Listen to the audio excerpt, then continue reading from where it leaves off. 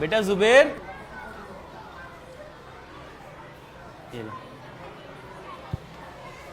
زبیر یہ کتنی انگلیاں ہیں؟ بھائی اس کو کیا معلوم، اس کے ابو تو پوچھیں گے، اس سے تو کم دکھائی دیتا ہے۔ یار میں نے کتنی بار کہا کہ میرے والد صاحب کا مذاق نہ اڑایا کرو۔ اب تمہارے بابا کی آنکھ ایسی ہے تو ہمارے کیا قصور؟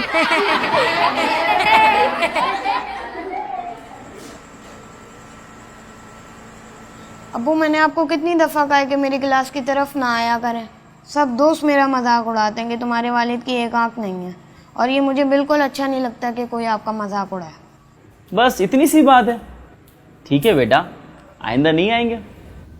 والد نے بیٹے کی مجبوری کو دیکھتے ہوئے فیصلہ کیا کہ آئندہ وہ اس کے دوستوں کے سامنے اس کے روبرو جانے سے گریز کریں گے۔ لیکن جیسے جیسے وقت آگے بڑھ رہا تھا، زبیر زندگی میں کامیابیاں حاصل کرتا جا رہا تھا۔ اس کا یہ خوف بڑھتا جا رہا تھا کہ اس کے والد کی وجہ سے لوگ مذاق نہ اڑائیں۔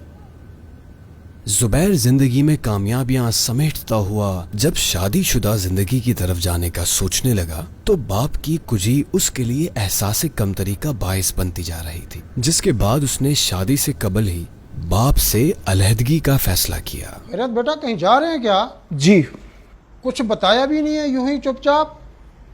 زندگی کے سفر کی شروعات ہے، ابھی مجھے بہت کچھ کرنا ہے، شادی کرنی ہے، اس لیے میں نے فیصلہ کیا ہے کہ میں الگ رہوں گا۔ آپ کو کسی چیز کی ضرورت ہو تو بتا دیجیے گا۔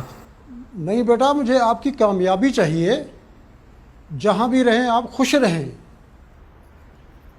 زبیر نے والد سے علیحدگی کے بعد شادی کر لی۔ قدرت نے اسے اولاد کی نعمت سے نوازا۔ اس کے پاس گھر، بیوی، بچے، سب کچھ تھا۔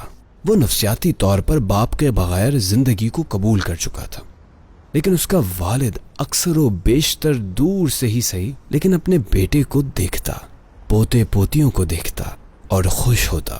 وقت گزر گیا۔ ایک روز اس کے والد نے سوچا کہ وہ بیٹے سے ملے اور اپنی جمع پونجی اس کے حوالے کر دے، اور وہ وہاں جا پہنچا۔ جاؤ بیٹا، دروازہ کھولو، دیکھو کون ہے۔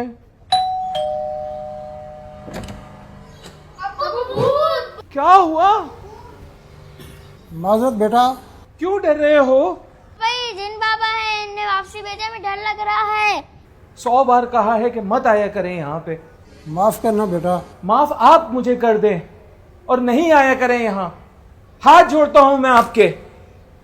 دل نہ دکھانا کبھی بھی ان کا، ان کی رضا میں رب کی رضا ہے۔ تھک گیا، آؤ تھوڑی دیر آرام کر لیتے ہیں۔ بابا آپ کے ساتھ کتنا مزہ آتا ہے۔ ہاں، بابا ساتھ ہوں تو مزہ تو آتا ہے۔ لیکن بابا آپ کے بابا تو آپ کے ساتھ نہیں ہیں، تو آپ کیسے مزہ آتے ہیں؟ مزہ تو نہیں آتا، لیکن کبھی کبھار کوئی مجبوری۔ کیسی مجبوری بابا؟ تمہیں میرے بابا سے ملنا ہے؟ جی جی جی۔ چلو آج میں آپ کو اپنے بابا اور آپ کے دادا جان سے ملواتا ہوں، چلو۔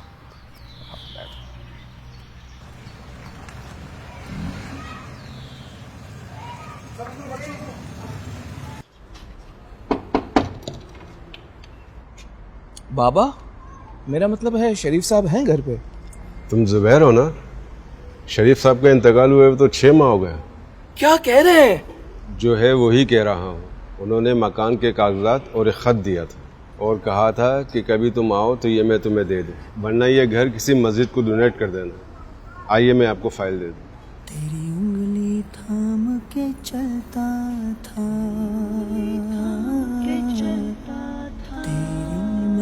السلام علیکم ورحمۃ اللہ وبرکاتہ۔ امید ہے تم ٹھیک ہوگے۔ میں نے نہایت مشکل حالات میں تمہیں پڑھایا اور تمہارے لیے بڑا آدمی بننے کا خواب دیکھا۔ میری ایک آنکھ کا ہونا تمہارے لیے ہمیشہ باعث شرمندگی رہا۔ میں نے جان کر بھی کبھی تمہیں بتایا۔ تم چھوٹے تھے، تمہیں کینسر ہو گیا تھا، تم اسپتال میں ایڈمٹ تھے۔ میں تمہارے آپریشن کی فیس لے کر، جو میری جمع پونجی تھی، لے کر ہسپتال کی طرف آ رہا تھا کہ میرا ایکسیڈنٹ ہو گیا اور میری آنکھ میں چوٹ آئی۔ مجھے ایمبولنس کے ذریعے اسپتال پہنچایا گیا۔ ڈاکٹر نے کہا تمہاری آنکھ کا آپریشن کرنا پڑے گا ورنہ تمہاری آنکھ ضائع ہو جائے گی۔ میرے پاس دو راستے تھے، یا تو میں تمہاری زندگی بچاتا یا اپنی آنکھ۔ میں نے تمہاری زندگی کو بچانے کا فیصلہ کیا۔ میں خوش ہوں کہ تم آج کامیاب انسان ہو اور تم نے اپنی زندگی کو رائیگاں نہیں ہونے دیا، بلکہ پڑھ لکھ کر خود کو اور اپنے بیوی بچوں کو اچھی طرح سنبھال لیا۔ رشید بھائی کو مکان کے کاغذات دے رہا ہوں، چاہو تو رکھ لینا، چاہو تو اسے بیچ کر اس کا پیسہ اللہ کے گھر کی تعمیر کے لیے وقف کر دینا۔ فقط تمہارا والد۔ چاچا، یہ فائل آپ اپنے پاس رکھیں اور اسے بیچ کے اس کی رقم کسی مسجد میں ڈونیٹ کر دیجیے گا، اور مجھے میرے بابا کی قبر بتائیں۔ دوسروں کا مذاق اڑانا ہمارا معمول بنتا رہا ہے، جبکہ قرآن مجید فرقان حمید میں اللہ تعالیٰ نے ارشاد فرمایا، مرد دوسرے مردوں پر نہ ہنسیں، ہو سکتا ہے کہ وہ ان ہنسنے والوں سے بہتر ہوں، اور نہ عورتیں دوسرے عورتوں پر ہنسیں، ہو سکتا ہے کہ وہ ان ہنسنے والیوں سے بہتر ہوں، اور آپس میں کسی کو تانا نہ دو۔ جبکہ والدین کی اطاعت اور حقوق کے بارے میں تو قرآن و حدیث میں متعدد بار کہا گیا، اور تمہارے رب نے حکم فرمایا کہ اس کے سوا کسی کی عبادت نہ کرو، اور ماں باپ کے ساتھ اچھا سلوک کرو۔ اگر تیرے سامنے ان میں سے کوئی ایک یا دونوں بڑھاپے کو پہنچ جائیں تو ان سے اف تک نہ کہنا، اور انہیں نہ جھڑکنا، اور ان سے خوبصورت نرم بات کہنا۔